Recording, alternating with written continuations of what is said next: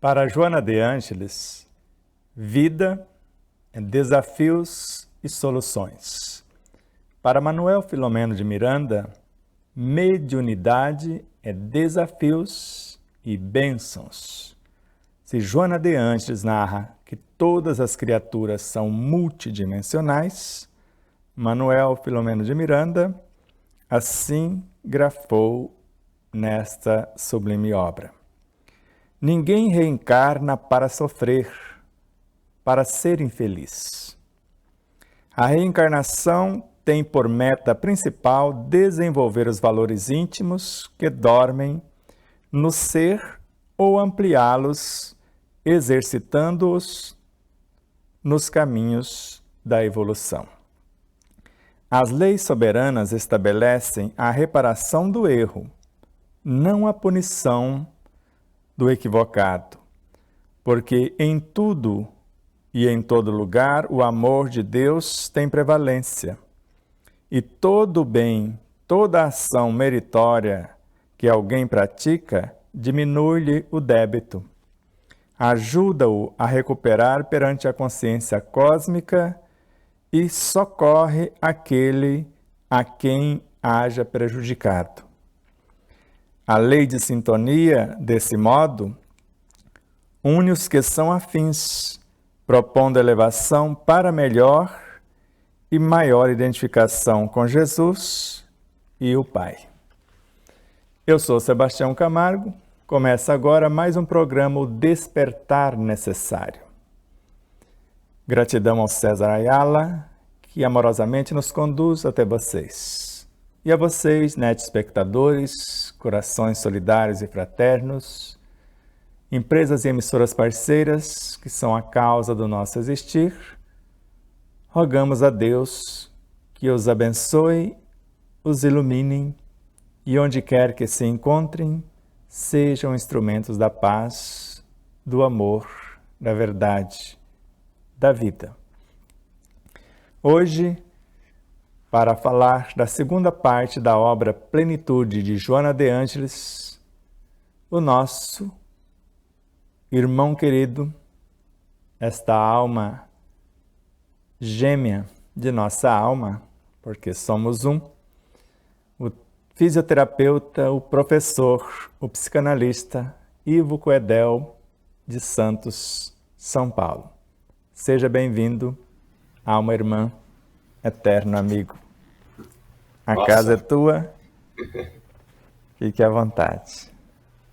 Gratidão, primeiro, pelas palavras, né? Já me deixou tocado logo no começo, assim. Muito obrigado por tanto carinho. E gratidão também pela oportunidade de continuar com essa série, né? Hoje é o nosso 9º encontro falando sobre a série psicológica de Joana de Ângeles. E a Joana, antes da gente começar, né?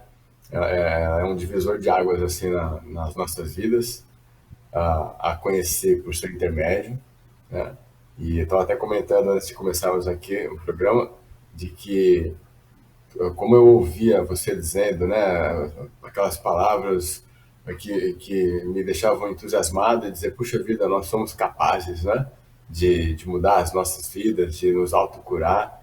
E onde que você encontra isso? Sei lá, no livro Plenitude você vai encontrar uma grande fonte, né, uma fonte muito rica dessas informações. Então foi o primeiro livro que eu li, estudei e depois levei para o estudo do nosso grupo de estudos aqui em Santos. Então, esse é um livro que eu tenho muito carinho e o material que eu preparei desde a primeira etapa, né, que a gente falou sobre sofrimento, é um material assim que, a modéstia à parte, ficou muito bacana, é uma fonte bem interessante que vai despertar e aguçar a curiosidade daqueles que ainda não conhecem de irem no original, que é no livro da Joana. Tá? Bom, então, só lembrando que toda a série psicológica da Joana de Ângeles diz que nós, como mensagem, né, que nós temos que conhecer, entender, mas principalmente vivenciar a mensagem de Jesus. Esse é o grande objetivo da série psicológica de Joana. E aí, depois de Jesus e Atualidade, de Homem Integral, ela vem agora falar da plenitude, que nada mais é do que a iluminação do Espírito, né? É quando a gente consegue finalmente completar uma fase, um reino. Mas Nesse momento, nosso interesse é de mostrar que, após a primeira parte do livro, quando ela fala o que é sofrimento, ela vai falar assim, ó, existem caminhos para a saúde. Depois, existe um processo que nós mesmos podemos fazer, que é o de autocura. E aí, por fim, ela vai fazer mais algumas outras etapas, mas a gente vai comentando ao longo do caminho. Eu vou pedir para o César passar alguns slides, né? E na medida de que ele for passando, a gente vai narrando, discorrendo. E se você quiser fazer qualquer interrupção, Sebastião, a qualquer momento você entra, fala, fique super à vontade, tá? Então, esse livro é de 1991, é o terceiro livro da série. Pode passar. Essas são as capas, né, do livro ao longo das edições. Então, hoje, a segunda parte, saúde, pode passar. Como eu acabei de comentar, a proposta da série psicológica é basicamente conhecer, entender e principalmente viver a mensagem de Jesus. Pode passar, César. E aí, nos dois primeiros livros, Jonas nos alerta do seguinte: Jesus veio ao homem para humanizá-lo, né? Ele se tornou um grande exemplo, um modelo a ser seguido para que o homem pudesse se humanizar. Ou seja, vivemos, como já falamos em outros momentos, um processo de humanização. Pode passar? E aí, para completar esse processo de humanização, nós vamos demandar, entre muitas outras coisas, de esforço e de trabalho. E Joana diz que ninguém vive sem esforço. E aí, quando ela diz ninguém, é porque não existe ninguém mesmo, não tem nada, nenhum que vai ser privilegiado, dispensado do esforço. E diz que é no trabalho, no exercício do trabalho, que o homem se eleva. E ela continua, elevando consigo toda a humanidade. Tá? E aí, para completar esse processo de humanização, a gente vai precisar de muito esforço e trabalho, no sentido de superar os desafios da vida e alcançar sucessivas e relevantes conquistas. E Joana vai dizer que as duas maiores conquistas do ser humano, nesse processo de humanização que eu acabei de comentar, são o amor e a sabedoria, como se fossem as duas asas, né? E o amor, como entendemos, síntese de todas as virtudes, e a sabedoria como sendo a capacidade de aplicarmos cada uma dessas virtudes. Quando a gente faz a soma, né, fazer uma conta de aritmética aqui, amor mais sabedoria, resultado igual plenitude. Ok? Vamos passar, César? Aí eu fiz essa imagenzinha para ficar ilustrado e didático, né, como fossem as duas asas que nos conduzem a esse processo, a essa etapa final que é da plenitude. Pode passar, César? Para não começar direto falando sobre a saúde, vamos fazer uma síntese muito, muito breve, discorrendo o que falamos na primeira etapa, né, sobre o sofrimento. Então, perguntinhas e respostas bem rapidinhas. Vamos lá, César? Pode passar, por favor? Aliás, de antemão agradecendo a disponibilidade e gentileza do César em estar trabalhando conosco sempre incansavelmente. Pode passar, César? Então, Joana diz, pergunta primeiro, né, o que é o sofrimento? Ela vai responder, ao longo de toda a primeira etapa do livro, que sofrimento nada mais é do que doença da alma. Tá? Ou seja, a nossa alma doente é que vai produzir sofrimento. E ela diz o seguinte: mas fique tranquilo, porque nada mais é o sofrimento do que um grande instrumento de aprendizado para que a alma se edifique e se restabeleça. Aí ela pergunta também: o que é que nos faz sofrer? Bom, toda sorte de conflitos. E aí ela vai citar alguns, né, desses conflitos, que seriam ambições, mas não ambições de vida, ambições naturais, esperadas, aquelas ambições mal conduzidas de querer o poder, de querer ser mais que o outro, né?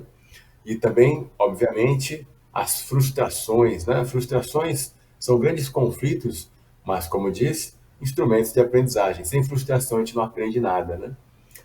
Além disso, o desconforto moral é um outro grande conflito, mas o principal deles, né, é esse alargamento do período infantil, ou seja, essa longa etapa infantilizada, onde nós demoramos, nós resistimos ao amadurecimento psicológico. Isso nos causa conflitos. E aí, ela pergunta também, o que o sofrimento provoca em nós, né? E ela mesma vai respondendo ao longo do livro, são coisas diferentes.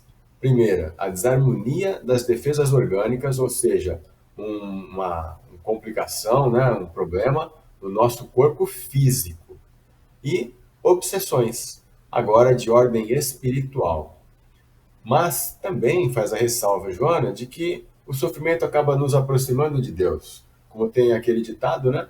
Quando não vai pelo amor, vai pela dor. Então, pela dor, pelo sofrimento, a gente acaba se rendendo e buscando o contato com o divino. Pode passar, César? E aí, qual é então a causa do sofrimento? E essa é a resposta mais interessante de todas, né? Simples, a resposta é muito simples: o mau uso da razão. Tá? Então, a causa de todo sofrimento é o mau uso da razão. O bom uso da razão nos leva ao amadurecimento psicológico e aí a gente não precisa mais de sofrimento. Por que sofremos, então?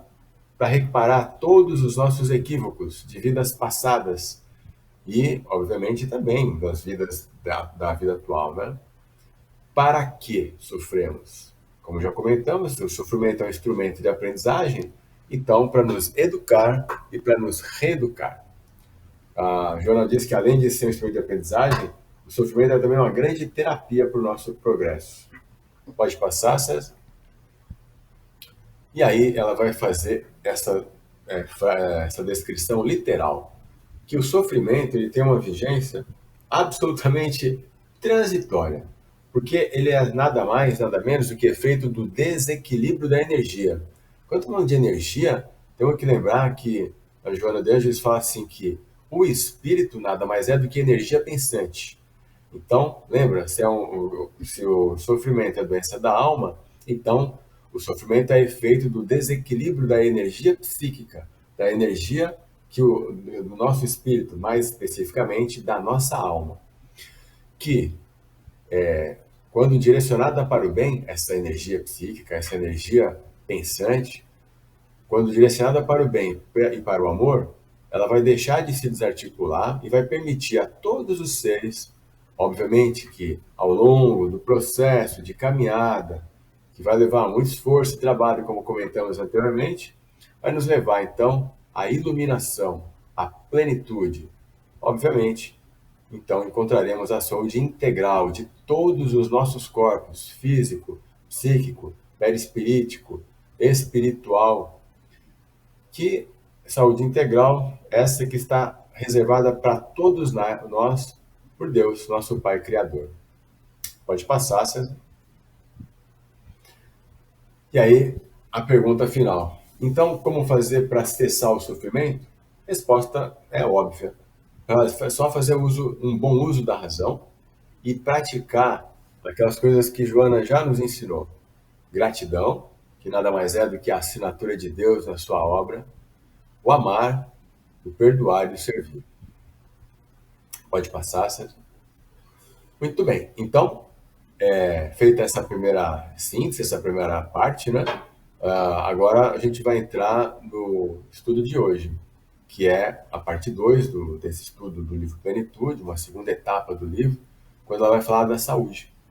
Então, nós vamos dividir isso em caminhos para a saúde, o próprio processo de autocura e, por fim, as terapias alternativas. Vamos lá? Então, como introdução, pode passar, César. A Joana vai fazer uma advertência para a gente. Sofrimento é sempre uma opção pessoal, tá? Só ocorre por dois motivos básicos.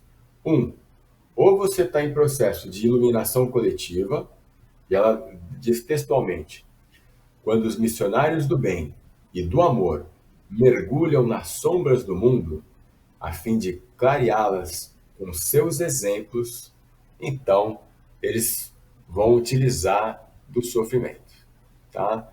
Então eles vão querer mostrar como é possível passar pelo sofrimento incólume, sem se revoltar, sem achar que aquilo é uma injustiça. Então, esse é um grande processo de iluminação coletiva. Obviamente que essa é uma parte muito pequena da humanidade. Mas tem um segundo motivo. Pode passar, César? Pode passar, depois a gente volta aqui. O segundo motivo é o desrespeito às leis da vida, às leis divinas. Olha só, se a gente lembrar, né, que em algum momento, em maior ou menor grau, nós desrespeitamos as leis da vida, e quando nós desrespeitamos uma lei, nós então estamos delinquindo. Então, lá no livro Dimensões da Verdade, Joana diz assim: delinquentes, todos nós o somos, porque ainda não conseguimos parar de desrespeitar as leis da vida. Só para a gente reiterar, né, o processo de iluminação coletiva, volta um slide, por favor, César. Textualmente, Joana vai dizendo assim sobre esses missionários, né, que estão em trabalho de iluminação coletiva. Não mais lhes sendo necessárias dores físicas e morais, elegem-nas, aceitam-nas como holocaustos espontâneos, a fim de nos ensinarem coragem, abnegação, sacrifício a todos aqueles que estão na retaguarda. E quem está na retaguarda? Aqueles que estão comprometidos com a ignorância, com a ilusão, com a rebeldia, com a violência, com o egoísmo, com a negação do dever. Afinal, todos esses são geradores de sofrimentos, enfermidades e dores. Por isso que a gente diz que o sofrimento é uma escolha, né? Então eles escolheram para poder nos ajudar em iluminação coletiva. E uma escolha, se eu saio da linha da harmonia, se eu desrespeito às leis, então estou escolhendo sofrer. Pode passar, César? Pode passar mais um. E agora, então, a gente começa o tema Caminhos para a Saúde. Esse tema está no capítulo 8. Porém, a gente foi colocando, salpicando, né, de informações de todo o livro também aqui nesse tópico, tá bom? Então, Joana começa assim, ó. Se estamos falando de caminhos para a saúde, né? Então, a saúde integral, a paz, a alegria interior, estas resultam da lucidez mental. Então, assim, eu tenho que estar muito consciente, eu tenho que estar com minhas faculdades mentais completamente, absolutamente íntegras, rígidas, né? Porque aí eu vou eleger os melhores atos, os atos corretos, as ações na direção do bem, para uma existência modeladora, assim como Jesus nos ofereceu, né? Ele foi modelo para que nós pudéssemos segui-lo, copiá-lo. Então, quando a gente elege esses atos corretos, para uma existência modeladora de ascensão, ou seja, de progresso e de evolução. Pode passar, César? Enquanto não se convençam as criaturas, e aí criaturas somos nós, tá? De realizar o equilíbrio, a homeostase ideal entre psiquismo e corpo físico, então vamos só dar uma paradinha aqui. Homeostase é um termo da fisiologia, né? Que significa o equilíbrio interno do nosso organismo mantido por ele próprio. Então, de forma inconsciente, involuntária, independente da nossa vontade, existe um equilíbrio interno do nosso organismo físico. Mas aí Joana está dizendo que esse equilíbrio, independente da nossa vontade, que seja uma coisa espontânea, deveria acontecer entre o nosso psiquismo, a nossa mente, e o nosso corpo físico. Então, enquanto nós não tivermos essa homeostase entre psiquismo e corpo físico, vamos continuar nos debatendo nas valhas do sofrimento. Pode passar, César? E aí eu fiz uma ilustração que fica bem didático para a gente perceber o que é o sofrimento, né? Então, se eu imaginar que essa linha horizontal é a linha da harmonia, bom, então, enquanto eu estiver nela, vai estar tudo bem para mim e para minha vida. Agora, se por algum motivo eu me desviar dessa linha, me desviar das leis morais, então eu vou entrar em sofrimento. Por que eu entro em sofrimento? Porque ele me adverte que eu me desviei dessa linha de harmonia. Então, o sofrimento, óbvio, né? Por óbvio que seja, se eu não estou em harmonia, né? Eu vou entrar em sofrimento. O sofrimento adverte para que eu possa voltar para a linha de harmonia. Pode passar, César. Aí, uma outra ilustração, aqui é uma grande analogia, né? Porque Joana vai falar para nós, vai nos falar que o sofrimento, então, é um desvio, né, da linha de harmonia. Se eu me desvio da linha de harmonia, eu vou começar a adoecer mentalmente e depois fisicamente. Como que isso acontece? Ela diz assim: o sofrimento se apresenta em forma de energia comprometida, bloqueada ou ainda desequilibrada, permitindo assim a instalação das doenças e de padecimentos de qualquer natureza. Bom, vamos pensar aqui, ó.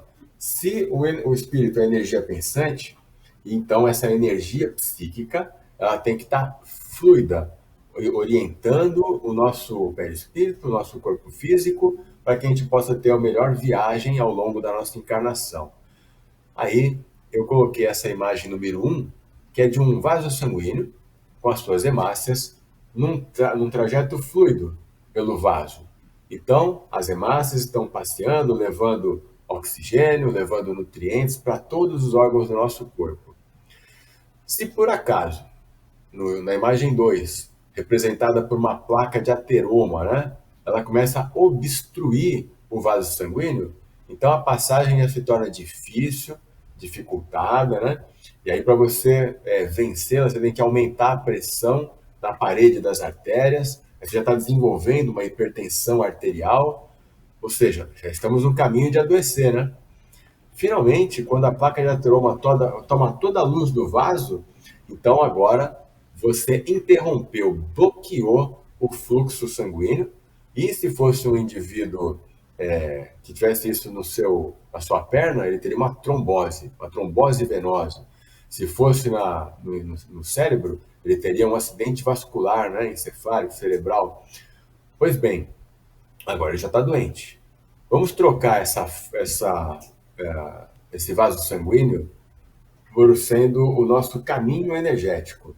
Então, se por acaso eu me desvio muito da minha linha de harmonia, eu começo então a comprometer essa fluidez, esse fluxo energético. Então, eu vou começar a comprometer, desequilibrar. No item 2, eu estou adoecendo. Mas se eu chego ao ponto de bloquear essa energia, que é a imagenzinha número 3, então agora eu já estou doente. Tá? Muito bem. Se eu encarar da forma que o João está nos falando, né, que as doenças são bloqueios energéticos, então fica muito claro, nítido, de que as doenças não começam no corpo físico, elas vão continuar e vão desaguar no corpo físico. E então, quando eu estou com o meu corpo físico doente, por mais que eu trate o corpo físico, se o meu corpo espiritual, minha energia não estiver fluida, ela continuar comprometida, bloqueada, desequilibrada, eu vou adoecer de novo. Né? Aí você imagina a pessoa que está adoentada e ela só faz o tratamento físico e depois ela tem uma recidiva da sua doença, ela tem mais algum problema, outro problema, e ela vai dizer, nossa, eu não consigo ficar saudável novamente, porque não é mais uma questão física, né? Isso já foi um efeito, o efeito dessa energia bloqueada. E aí então ela vai passar para o tratamento espiritual. Se a pessoa que vai ajudá-la no tratamento espiritual não tiver noção do que a gente está conversando aqui, ela vai querer dar mais energia para a pessoa. Vai lá dar um passe e dar energia nesse passe. Só que se o fluxo energético está bloqueado, não tem como essa energia passar. Então, não é falta de energia, é uma energia que está comprometida, bloqueada, em desequilíbrio. Tem excesso aqui antes da região bloqueada e tem falta na região que está após o bloqueio. O que nós precisamos fazer é limpar, desbloquear essa energia, fazer com que haja uma fluidez. E isso a gente vai conversar ao longo dessa apresentação de hoje, mostrando como que a gente vai fazer isso. Bom, vamos passar para o próximo slide, César? Aí vai ficar claro também essa fala de Joana.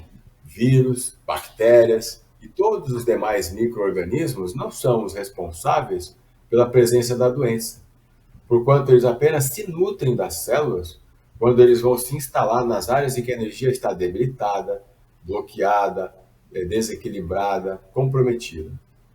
Aí, obviamente, essa energia debilitada vai causar uma fraqueza física, mental, favorecendo o surgimento da doença, porque está faltando restaurar a energia, que essa sim vai manter a saúde, né? E aí eu coloquei uma passagem aqui rapidinho, eu tenho até o livro, deixa eu pegar rapidamente aqui, é o livro da Alana Cohen, né? Onde ela fala que, opa, deixa eu acertar aqui, que somos 10% humano, né? Ela diz assim, vírus, bactérias, na verdade, somos nós. Diz a Alana Cohen que para cada célula humana, nós temos 10 células não humanas compostas de bactérias, vírus, fungos. Então, se eles fizessem tão mal assim para a gente, nós viveríamos doentes, né? Na verdade, segundo a Alana Cohen, nós somos visitantes, porque as nossas células humanas elas são muito menor número, 1 para 10, do que as células não humanas, né? E aí eu já vi outros pesquisadores questionando esse dado, alguns avisando, informando que não é essa proporção toda, mas vamos dizer que aquele pesquisador que foi o mais ousado e disse que não, na verdade é uma proporção de 1 para 1. Tudo bem. Então somos 50% humanos, 50% não humanos. Ou seja, nós temos que conviver com esses micro-organismos, né? Então, eles não são os responsáveis pelas nossas doenças. Obviamente que quando estamos em desvio da linha de harmonia, quando nós estamos com a nossa energia debilitada, aí eles vão então se nutrir dessa região, dessas células onde a energia está debilitada, e agora sim vão causar as doenças.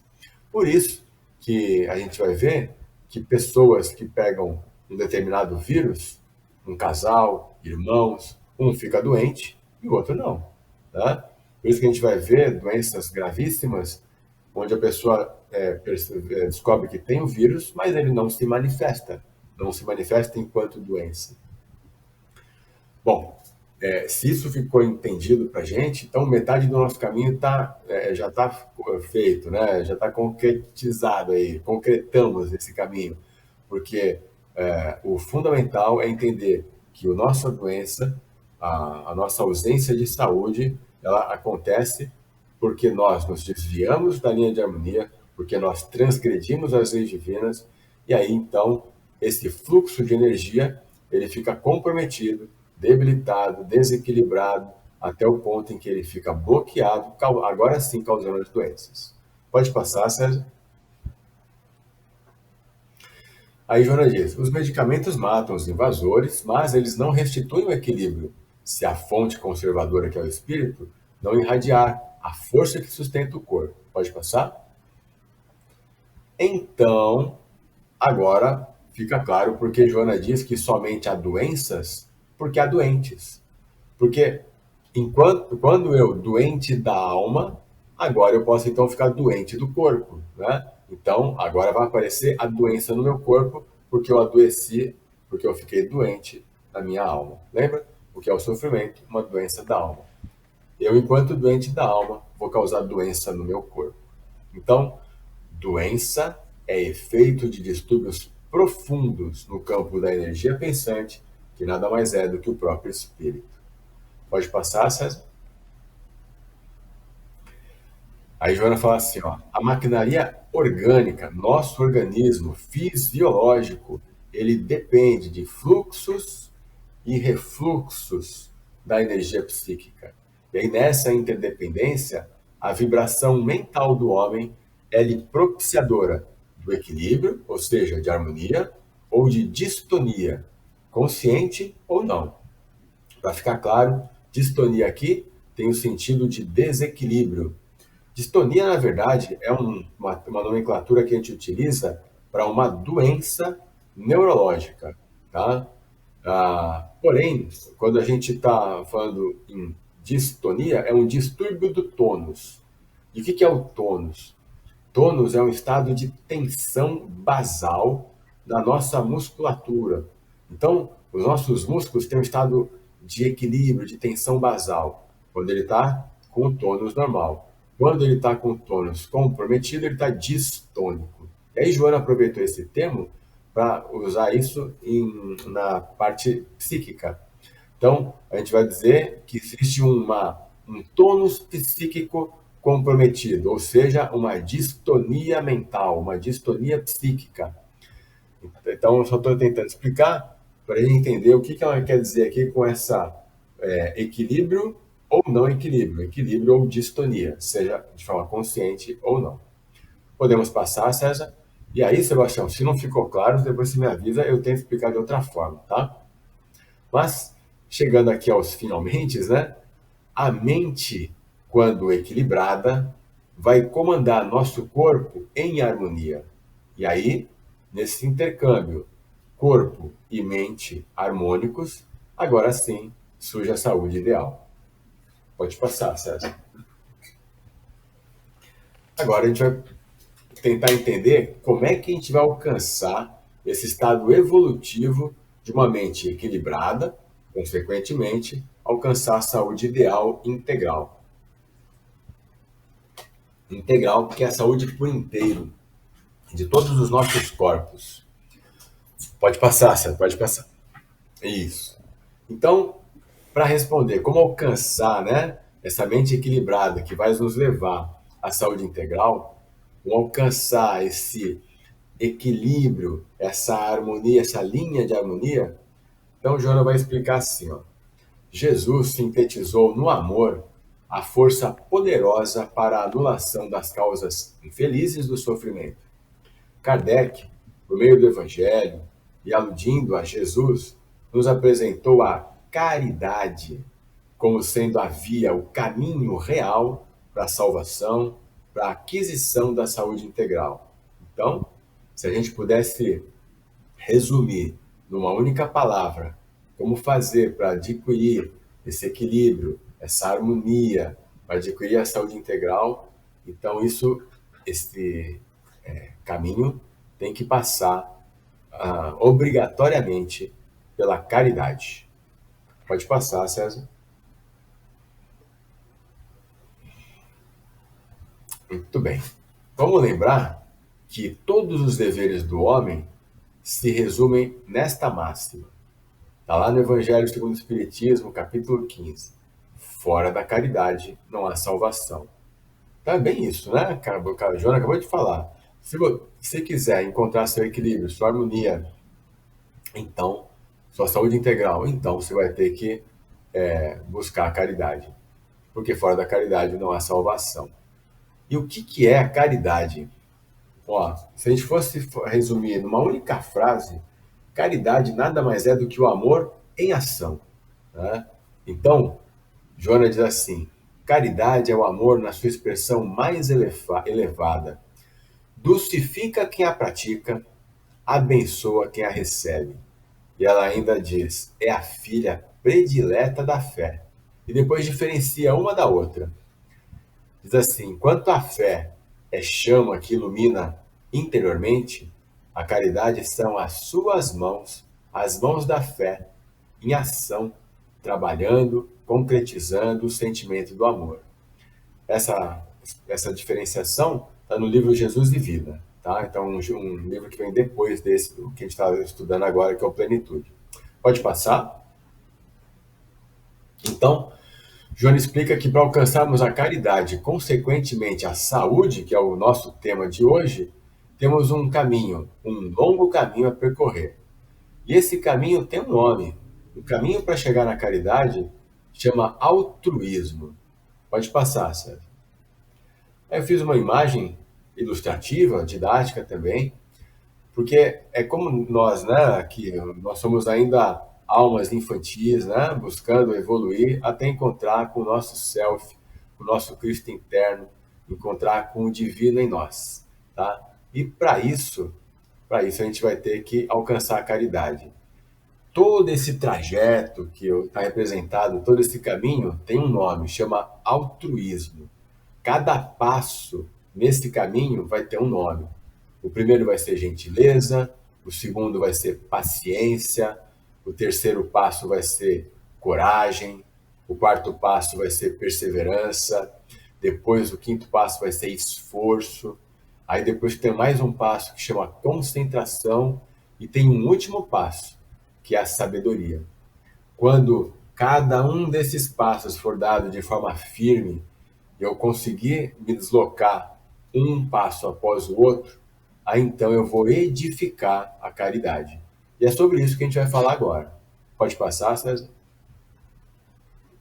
Então, esse caminho que chama altruísmo, ele é a lição viva da caridade, a expressão superior do amor enobrecido, pois é ele quem abre as portas para a ação, para o servir. O altruísmo nada mais é do que a dilatação da solidariedade. Ele alcança o seu mais significativo mistério quando reparte bênçãos, quando ele está compartilhando das aflições do outro. Afinal, o outro, o próximo, deixa de ser usado em meu proveito para ser dignificado e honrado. Pode passar, César. O altruísmo nada mais é do que o próprio amor ensinado por Jesus, que esquece de si para se concentrar no bem do seu próximo. O altruísmo é como se fosse o nosso instinto. Eu faço sem pensar, tá? Então, se eu me deparar com algo que me assusta, eu vou correr, eu não penso duas vezes, eu corro. O altruísmo é o contrário disso tudo, né? Ele é muito parecido, né? Similar, mas é o contrário disso tudo. Ele vai mostrar que se eu vejo alguém que precisa de ajuda, eu não penso, eu ajudo e pronto. Isso é o altruísmo. Logo, ele é a antítese do egoísmo. E aí, de forma estrutural, ele cicatriza as lesões da alma, dos tecidos da nossa alma. Lesões que o egoísmo produz. E aí, quando o altruísmo está presente, fazendo esse trabalho terapêutico, curativo, de cicatrizar as lesões da alma, aí ele vai fomentar, promover a vigência da nossa saúde integral. Pode passar, César? Então, agora, segundo Joana, né, não mais com as minhas palavras, a existência do altruísmo se revela por diversos sentimentos de grandeza moral, que dão dignidade à vida. São eles, esses sentimentos de grandeza moral. A generosidade, que se eu fosse resumir numa única palavra, eu utilizaria a palavra doação. Aliás, em sânscrito, é isso mesmo que significa, tá? Generosidade é doação. Um segundo sentimento de grandeza moral é a paciência. Paciência que estimula a nossa coragem para enfrentar e para perseverar na nossa luta, na busca de uma meta, de um objetivo, do êxito. Aí esse esforço, quando bem direcionado para crescer, requer muita concentração. E a forma que eu tenho de alcançar o melhor dos mundos da minha concentração é a meditação. Quando eu faço a meditação, eu estou em intercâmbio com as energias superiores, com o divino em nós. Isso nos leva à nossa lucidez. Bom, por fim, o último passo nessa caminhada, o último desses sentimentos de grandeza moral é a sabedoria, que nos proporciona, aliás, proporciona ao nosso intelecto a percepção de que a razão e o sentimento devem estar unidos, que são aquelas duas asas do anjo, né? Razão e sentimento. Podemos passar adiante?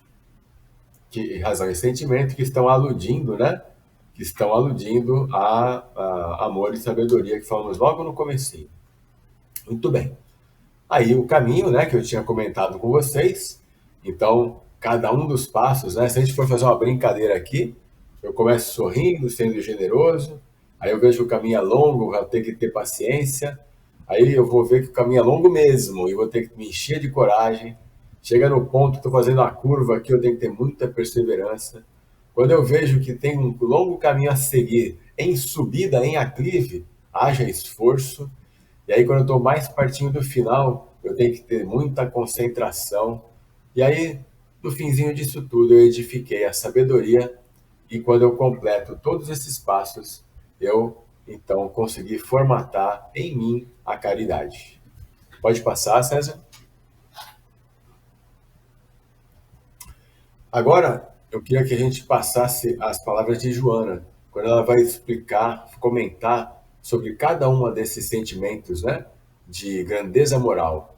Então, a generosidade, diz Joana, ela doa, mas de início ela doa apenas coisas. Ela doa roupas, alimentos, um teto, para depois brindar sentimentos, aprimorando a arte de servir, até realmente, verdadeiramente poder doar, né? Doar algo que não seja mais coisas, doar algo transcendente, tá? Então, somente quem se exercita na oferta material, no doar coisas, é que se predispõe às dádivas, às oferendas transcendentes. Aquelas que, como diz o Sebastião, a traça não corrói, né? Que não enferruja. Vamos passar adiante? Porém, a generosidade vai muito além da doação de coisas. Ela vai se apresentar como uma formulação ética.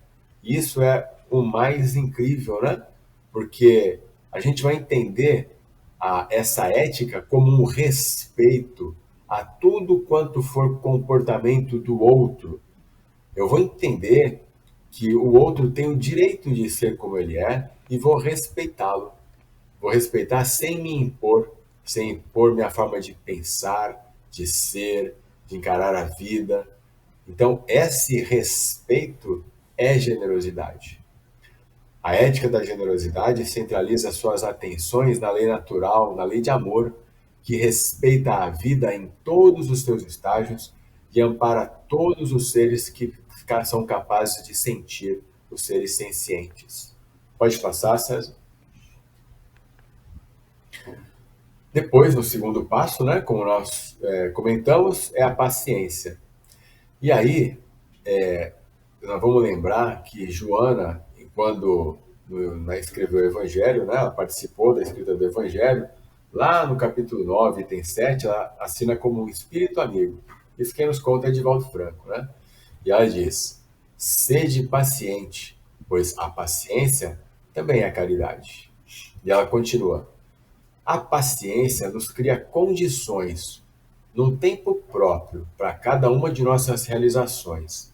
Ela permite que nós possamos repetir qualquer trabalho que não deu certo, labor malogrado, e da mesma forma, com o mesmo entusiasmo. Sabe que tudo que não pode ser feito hoje será feito depois, desde que nós perseveremos nas nossas tentativas. Então, a paciência sabe que aquilo que eu ainda não fiz, que eu ainda não conquistei, vai acontecer desde que eu me esforce e que eu persevere para isso. Pode passar, Sérgio? Bom, em razão desse saber, porque a gente sabe isso, né, que isso vai acontecer, então a paciência nos estimula a coragem. E aí, olha que interessante, coragem, logo, então, né, é fruto do conhecimento das leis. Se eu sei que as leis divinas elas vão nos conduzir da melhor forma, da forma mais justa, da forma que nós precisamos, então é só me armar de coragem, porque eu sei que o que está acontecendo pode ser duro, pode ser desafiador, mas é o melhor para mim. Então, a paciência estimula a coragem, que é fruto do conhecimento das leis, que nos propiciam a insistência no programa do altruísmo. Lembra? O altruísmo é um caminho, esse programa, esse processo, ele é longo, e agora a gente está falando da paciência e da coragem. Mas ainda tem outras etapas, outros passos a seguir, né? Aí, Joana vai dizer então que coragem é um valor moral. E em vários livros ela vai repetir essa mesma expressão. Coragem é valor moral. Tá? Então, a coragem ela não é só uma qualidade, ela é uma virtude. É valor moral para enfrentar a luta e perseverar nessa luta. E aí esse esforço bem direcionado caracteriza o grau de evolução do ser. Olha só, o esforço bem direcionado vai caracterizar o nosso grau evolutivo. E aí ela vai reafirmar isso. Mede-se desse modo o caráter de um homem pelo esforço que ele empreende para crescer. Isso é muito forte, né? Então, se eu lembrar que a minha personalidade é a soma do meu temperamento, temperamento esse que é genético, oriundo dos gametas, né? Do meu pai e da minha mãe, mas também influenciado pelas minhas encarnações prévias. Então, isso é o que já vem comigo. Agora, além a personalidade é a soma do temperamento mais o caráter. O caráter é o que eu estou aprendendo aqui e o que eu já aprendi em outras, né?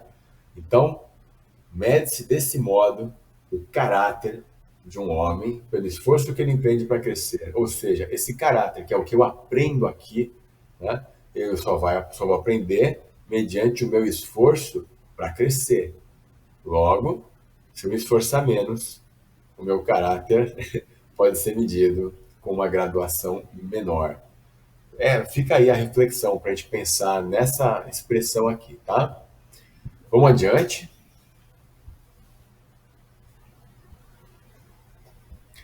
O esforço estimula desenvolvimento de todos os recursos que dormem no próprio homem. Lembra? Nós temos recursos que estão em germe, dormindo em nós, né? Esses recursos, eles vão, assim que a gente desperta a nossa consciência, eles vão se desenvolvendo. Então, quem vai estimular o desenvolvimento desses recursos é o esforço. E aí, Joana diz assim: Joana não mede palavras, ela vai falar para a gente o que a gente precisa ouvir, não o que a gente quer ouvir. Então ela diz: sem esforço, a vida perece. Perecer é morrer, tá? Então, para viver, nós temos que estar em contínuo esforço. E a vida que estamos falando aqui, segundo ela, no livro Alma Integral, são todas as ocorrências, agradáveis ou não, que trabalham pelo progresso. Essa é outra daquelas que vão ficar para reflexão. Porque se não for um trabalho em função do progresso, não é vida, é sobrevida. Tá? Por isso que Joana fala que nós temos duas metades da nossa vida.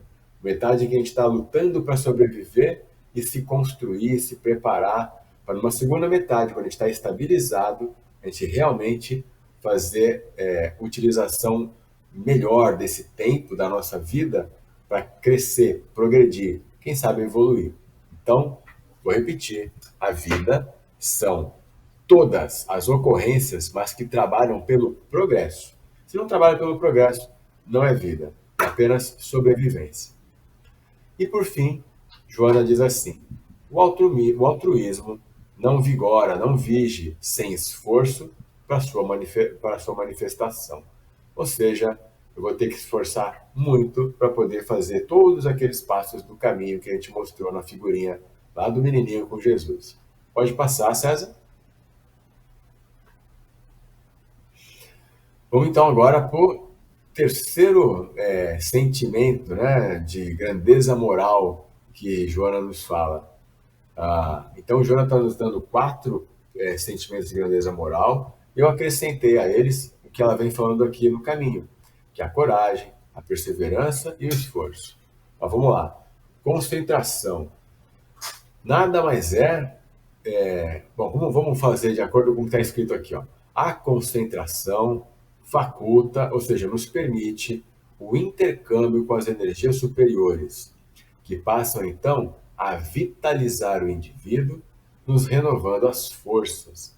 É por meio da concentração que nós chegamos à meditação.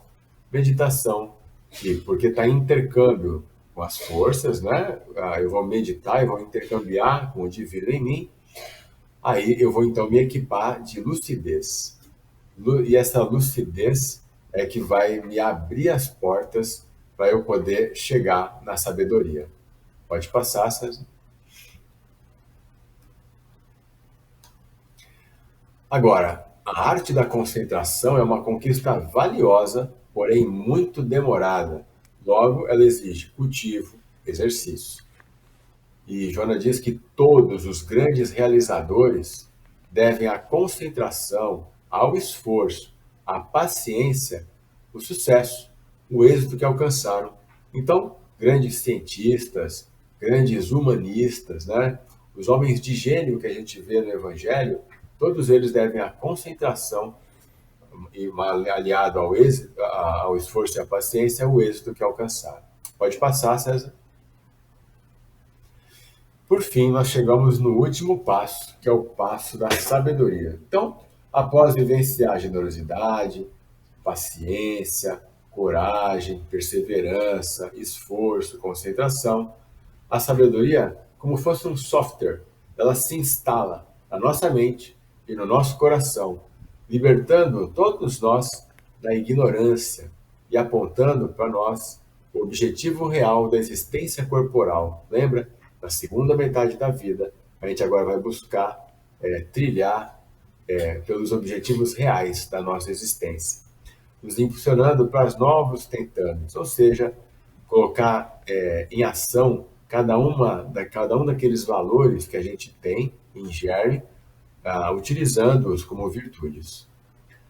Diz Joana que é indispensável que, ao lado da aquisição da sabedoria, o sentimento lúcido, profundo do amor se torne a grande vertical do nosso processo evolutivo. Pode passar? E aí, ela termina com essa frase maravilhosa. O sábio vive mais do que fala, ensina mais pelo exemplo do que pelas palavras. Tem um conto da filósofa Lucilena Galvão, O Sábio e o Filósofo e o Sábio, né? É um conto muito bonito, eu vou tentar resumi-lo aqui, né? E com as minhas palavras, não com as palavras da Lucilena. É um conto indiano. Então diz esse conto que um filósofo tinha dois discípulos muito aplicados, e que esse filósofo disse que se eles continuassem evoluindo bem, né, no seu trabalho, né, de busca pela sabedoria, então que ele ia levá-los para conhecer um sábio verdadeiro. Porque o filósofo é aquele que busca a sabedoria, e o sábio é aquele que já encontrou a sabedoria, por isso que é o sábio, né? E aí eu vou levar vocês para conhecer um sábio, que vai subir a montanha e vai encontrar esse sábio. E aí os meninos, os discípulos continuaram se esforçando, né? E chegou um momento em que o filósofo diz assim: vocês estão indo muito bem, está na hora de vocês irem conhecer o sábio. Venham aqui, né, amanhã de manhã, e nós iremos juntos para conhecê-lo. E no caminho para encontrar o filósofo, os meninos passaram por uma feira onde as pessoas estavam caminhando todas no mesmo sentido, né? E viram lá um pastor, um rapaz jovem, né? Batendo num porquinho, porque o porquinho ia ser utilizado para ser vendido lá na feira, mas ele estava com a patinha machucada e ele não conseguia caminhar direito. Então o pastor batia nele para ver se ele caminhava um pouco mais e mais rápido. E aí vinha um senhorzinho de cabelos brancos, bem velhinho, e vê aquela situação e diz: eu posso carregar seu porco? Aí o menino fala assim: pode, para mim facilita, né? Então aquele velhinho coloca o porquinho nas costas, né? E vai caminhando e levando. E os meninos, lá, os discípulos lá do filósofo, falam assim: ué, olha que senhorzinho mais doido, né? Vai carregar um porco pesado, fedido desse, né? Mas, então eles chegam lá no filósofo e dizem: ó, estamos aqui prontos para conhecer lá o sábio, né? Vamos subir a montanha. Eu queria contar para o senhor que a gente viu hoje uma coisa muito esquisita, né? Tinha um senhorzinho, ele viu lá um porco lá sendo maltratado, e ele pegou aquele porco pesado, mal cheiroso, né? E começou a carregar nas costas, né? Aí ele fala assim: por que será que ele fez isso, né? Aí fala assim: esse senhor deve ser um senhor de grande conhecimento, né? De grande consciência. Ele não podia ver um irmão, né? Mesmo sendo um irmão do reino animal, sofrendo e não fazer nada. Então, por uma obrigação, por um dever, né, de consciência, ele colocou o porquinho no colo e carregou, né? Muito bem. É, conversa vai, conversa vem, eles chegam lá na casa do sábio. Chegando na casa do sábio, quem não é o sábio, que o próprio velhinho que carregou o porco. Os meninos lá, os discípulos, ficaram chocados, falaram assim, nossa, esse que é o sábio? Muito bem, vamos lá conversar. E aí o sábio começa a desfiar, né, todo o seu conhecimento, toda a sua sabedoria, e os meninos vão ficando encantados, até esquecem aquele negócio lá, o evento do porquinho, e passam uma tarde maravilhosa. Quando vai chegando a noitinha, o filósofo diz assim, pessoal, precisamos descer, precisamos ir embora e deixar o nosso anfitrião em paz, né? Aí os meninos vão se despedir e o sábio pergunta, algo mais que eu possa ajudar? Aí um olha para o outro e diz assim, vamos perguntar? E perguntam, o senhor de manhã nós o vimos, você estava na feira e acabou carregando um porquinho, né? Era um porco pesado, inclusive, né? Por que o senhor fez isso? Aí o, os meninos falam assim, nosso mestre já contou, né? O filósofo já tinha contado, mas gostaríamos de ouvir da sua própria boca, né? O que o senhor, por que o senhor fez aquilo? E aí esse sábio diz assim, feira, porco? Eu não lembro nada disso, não. Vocês vão desculpar, mas a minha idade já não permite lembrar certas coisas. Aí os meninos assim, gente, mas lembra de tanta coisa, de tanto conhecimento, não lembra de o que aconteceu logo cedo de manhãzinha, né? Mas tudo bem, vamos deixar o homem em paz. Eles estão indo embora, agradecem o convívio lá naquela tarde espetacular. E no caminho de volta, o filósofo começa a dar risada. E os meninos falam assim: por que o senhor está rindo? Ele, estou rindo da minha ignorância, né? Eu falei para vocês que aquele senhorzinho que carregou o porco, ele tinha o feito por obrigação. A consciência dele não ia deixá-lo em paz se ele não tirasse o sofrimento do seu irmão, mesmo sendo um animal. Porém, depois que eu soube que ele é o sábio, né, então, não foi isso. Ele não lembra porque aquilo foi algo instintivo, natural, espontâneo, como o ato de respirar. Não registrou na memória dele, porque ele não fez aquilo por obrigação. Ele fez aquilo por um dever moral que está incutido nele e que ele nem percebe que faz mais, porque ele o faz de forma absolutamente espontânea, natural, ordinária da sua vida, né? Então, como diz Joana, o sábio vive mais do que fala e ensina pelo exemplo e não pelas palavras. Bom, acho que a gente pode passar para o próximo e eu acredito que a gente completou então o caminho, né? Então, todos esses passos que a gente viu, né, os sentimentos de grandeza moral, edificam, estruturam o que a gente chama de caridade, que é esse amor em ação. Então, podemos passar. E aí, Joana vai encerrar esse tópico, né, dos caminhos para a saúde, dizendo assim: quando são desenvolvidos os passos que contribuem para o altruísmo e se adquire sabedoria, ilumina-se o espírito e aí a vida ganha sentido. Os sofrimentos eles cedem lugar à paz e assim o altruísmo viceja na nossa mente, no nosso coração, agora já não sendo mais o homem quem vive, e sendo Cristo que nele passa a viver, conforme acentuou o Paulo, e também sentiram outros mártires, heróis, sábios de todos os tempos, que se entregaram ao altruísmo e, com o altruísmo, chegaram à caridade em favor da humanidade. Pode passar, César? Como nesse livro, o João vai falar também da filosofia ocidental, oriental, ela vai discorrer ao longo do capítulo sobre o óctuplo caminho.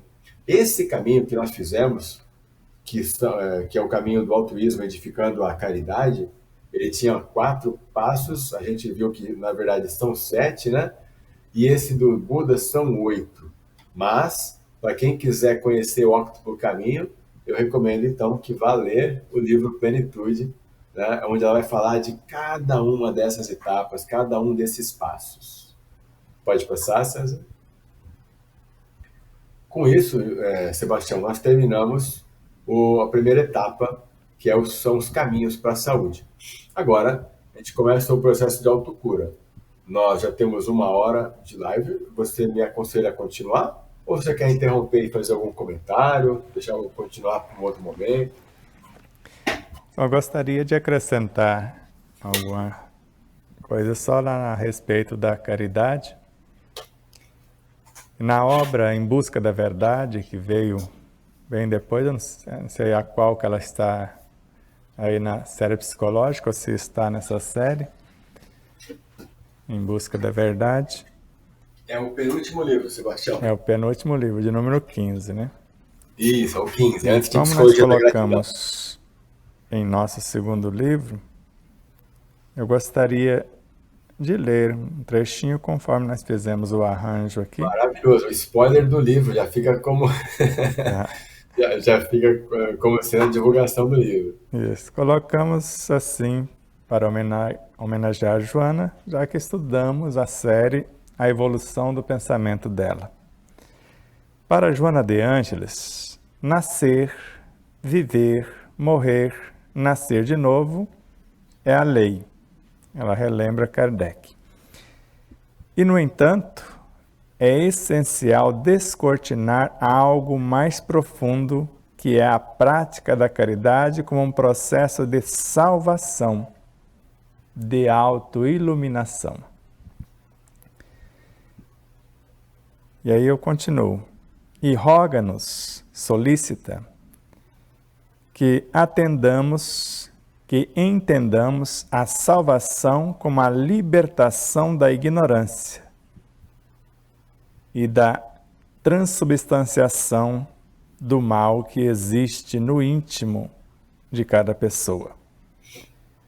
Com isso, criando uma ambiência com a total ausência de crueldade e do mal, em vez do desgastado conceito de retribuição da espiritualidade. Ela já não fala mais da caridade convencional. Mas o Miramês me encantou com duas sínteses também a respeito da caridade e do amor. Na realidade, é Bezerra de Menezes que fala que o amor é a caridade na sua mais alta expressão. Então, a caridade é o amor na sua mais alta expressão. Eu entendi. Só que o amor é a caridade em todas as suas expressões. Então, a caridade, né, é o amor em plenitude, vamos dizer assim. Só que o amor é a caridade em todas as suas expressões. Então, quando ela coloca a caridade já como um processo de autoiluminação, ela já acrescentou mais um ponto no seu próprio conto. Ela vai, né, discorrendo e construindo essa realidade. Eu creio que para um melhor aproveitamento, para não cansar os nossos net espectadores, você poderia fazer agora algum comentário a mais dentro do que você expôs. Se quiser rever, reforçar alguma coisa, e aí a gente volta numa segunda etapa, porque o processo de autocura carece de maiores detalhes. E nós levaríamos pelo menos 1 hora só no processo de autocura. É por isso que eu preferi dar uma paradinha, né? Porque, assim, o que era fundamental, né? Fundamental na primeira parte do livro entender que sofrimento não é punição, sofrimento, assim, eu preciso pagar por isso. Não. Sofrimento é o desvio daquela linha de harmonia. Isso ficou bem claro, né? Ele está nos advertindo, está nos orientando, né? O quanto a gente precisa retomar a rota, retomar o curso. E aí, se a gente já sabe o percurso, e ela mostrou que esse percurso é construir a caridade em nós, e construir a caridade é um processo longo de vários passos, então eu achei muito, muito didático a gente perceber que nós já começamos isso. Em algum momento da nossa vida, nós já utilizamos da gentileza, nem que seja essa gentileza mais simples, né? De doação de coisas, não é como ela falou. Ah, em algum momento a gente já foi respeitador da palavra do outro, respeitador do jeito de se portar do outro. Então, assim, é um processo longo, difícil, mas que a gente já começou. O problema é que a gente não faz isso com constância, né? Depois a gente vai perceber que paciência não é o nosso forte. Então, assim, se eu já consegui começar a gentileza, vamos agora então exercitar a paciência. Tem uma outra fala da Lucilena Galvão que eu gosto muito, que ela diz assim: você está na fila do mercado, tá? A fila do seu lado lá não anda. Aí vai do outro lado. E eu travei, Sebastião? Sim. Acho que eu travei. Não, não travou não, ficou tranquilo. Voltou? Voltou, tá. Ah, então tá. Então a fila do seu lado não tá andando, né? Mas do outro lado tá andando pra caramba. Aí o que você faz? Você sai da sua fila e vai pra outra. O que acontece? A fila que você acabou de chegar para, e a que você saiu começa a andar. E ela diz: nada mais é do que a vida dizendo, você precisa treinar sua paciência, né? Então, assim, é uma brincadeira, mas é isso. A gente precisa treinar cada um desses passos, né?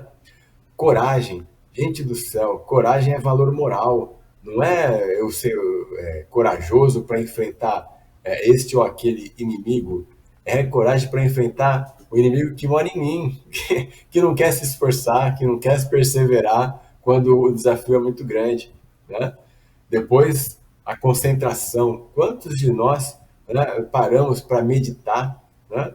Então, assim, são 15 minutos, meia hora do seu dia que você vai se dedicar a um contato íntimo com Deus, com o divino em nós, seja pela oração, seja pela meditação. É quando a gente vai ser intuído, orientado.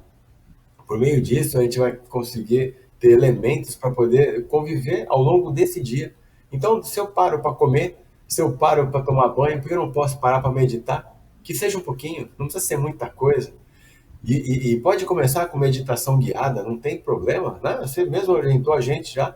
Mas quando conseguir, faz a sua meditação, faz o seu intercâmbio, né?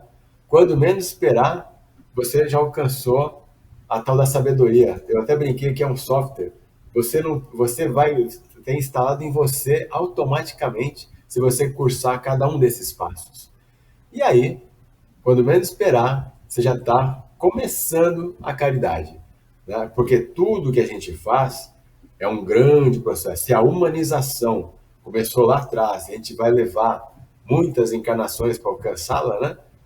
Muito bem, a caridade é esse processo. A gente começa nela, depois a gente vai melhorando até chegar nessa formatação que você acabou de ler no livro Em Busca da Verdade, tá? Então, eu só queria dizer que nada do que a gente está falando aqui é difícil, impossível, só é trabalhoso, né? Então, a partir desse momento que a gente já teve esse contato com essa informação, com esse conhecimento, então agora não dá mais para alegar ignorância, né? Vamos começar. Com certeza. Eu estava lembrando aqui de uma outra informação que ela coloca, da coragem, que a coragem moral é um esforço, a transformação desses impulsos íntimos em força de vontade. Mas eu arrisquei construir um item no glossário do segundo livro.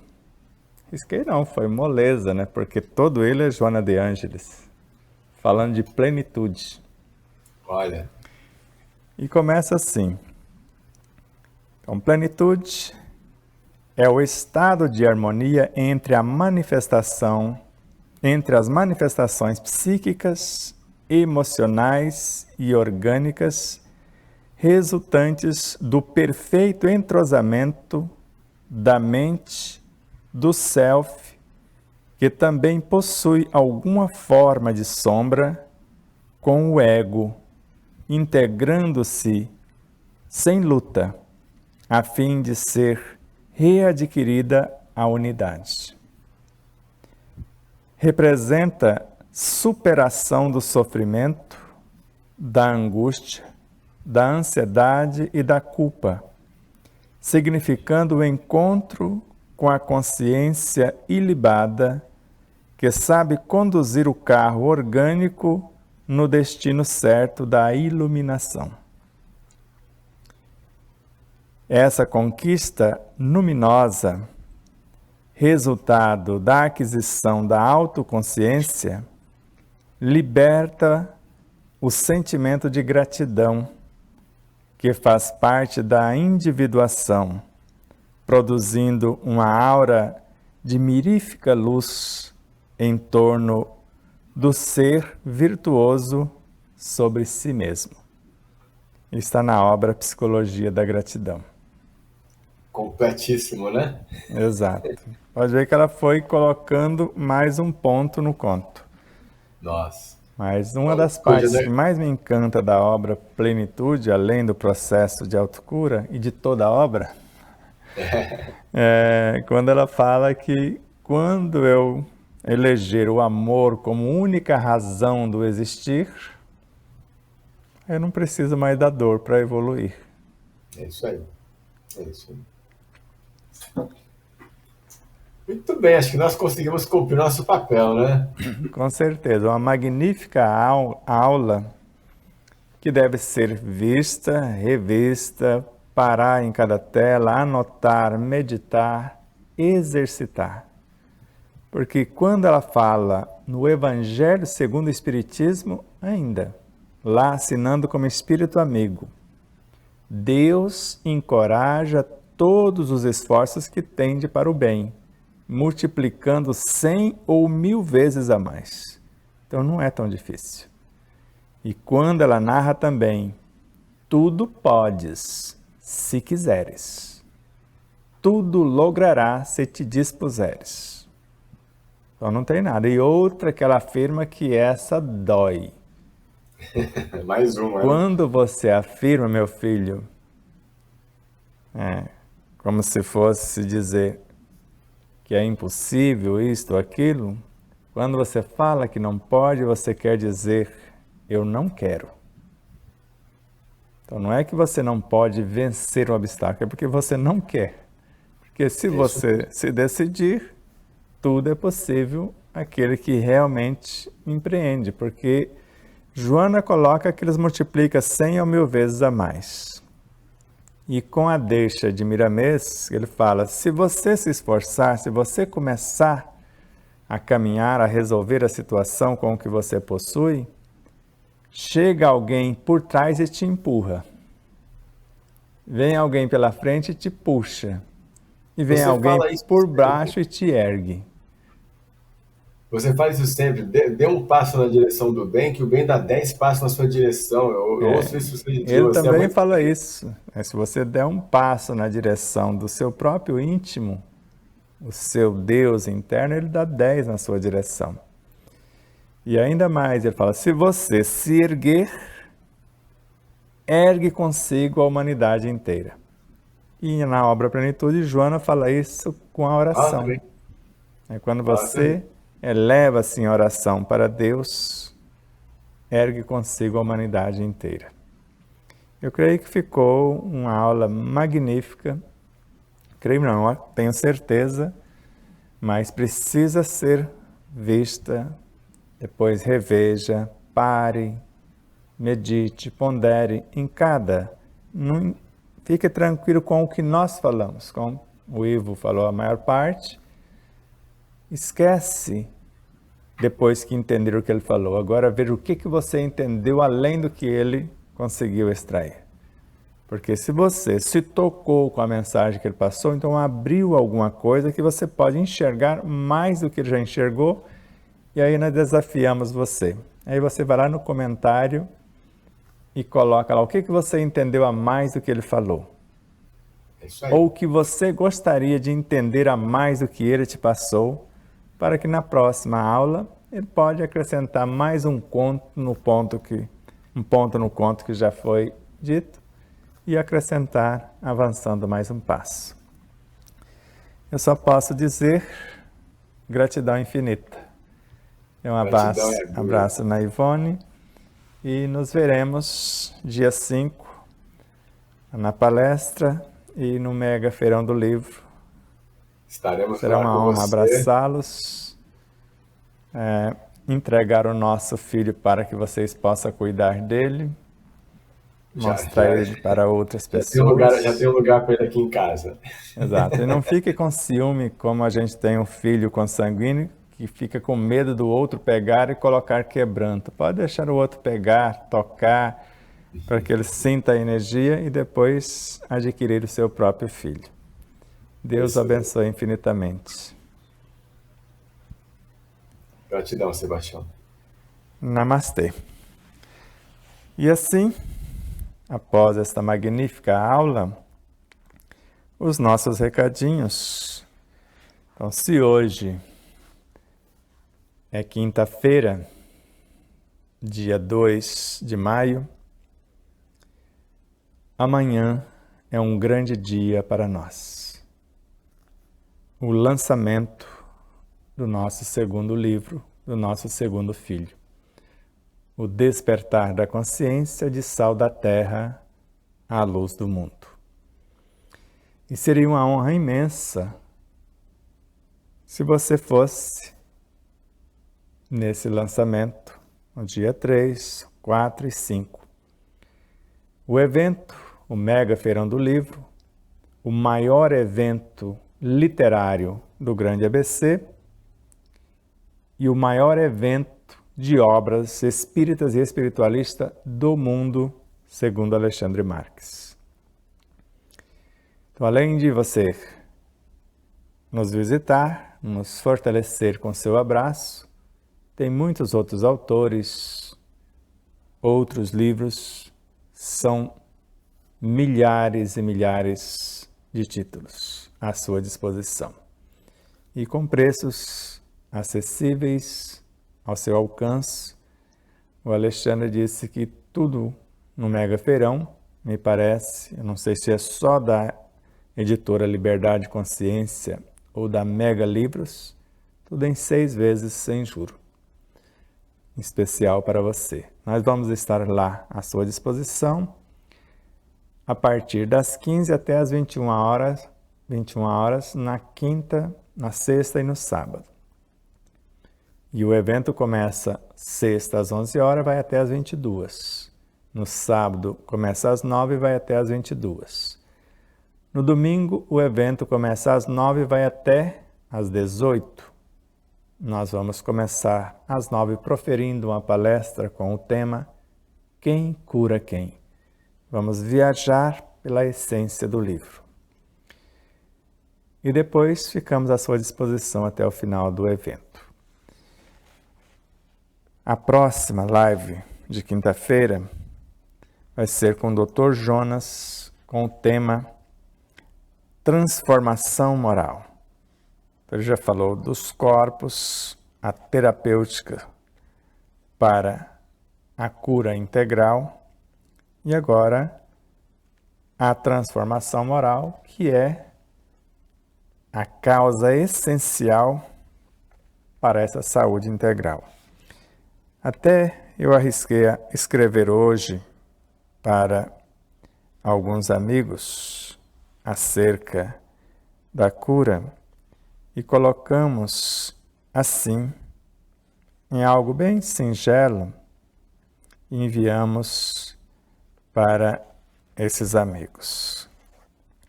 E aqui em especial enviamos direcionado para Lucimar da Silveira Said. Querida e muito amada Lucimara da Silveira Said, os médicos da medicina humana esforçarão ao extremo para aliviar os efeitos físicos da doença que ela está enfrentando.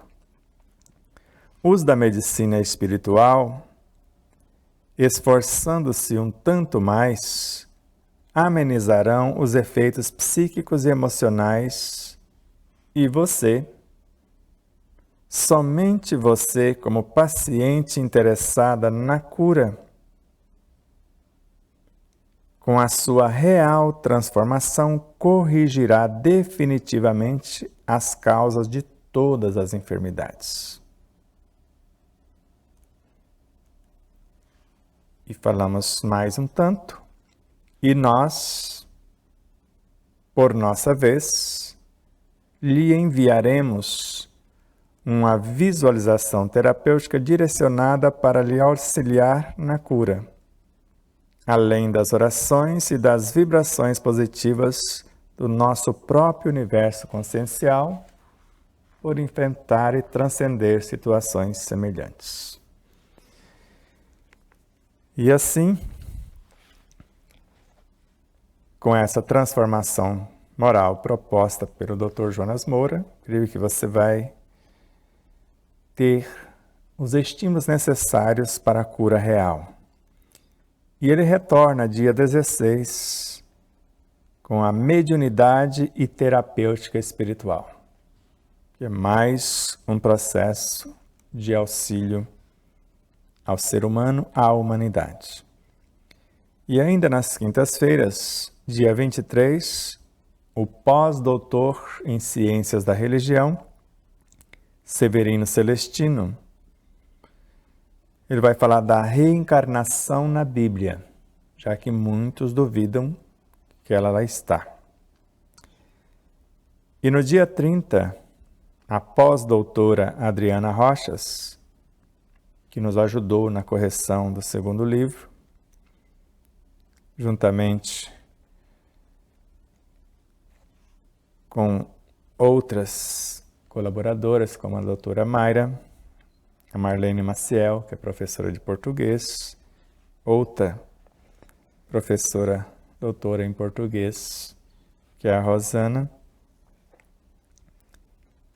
e assim como Neuza Marques e vários outros, como Eliana Ferreira, que também é professora de português, a quem agradecemos infinitamente a todos.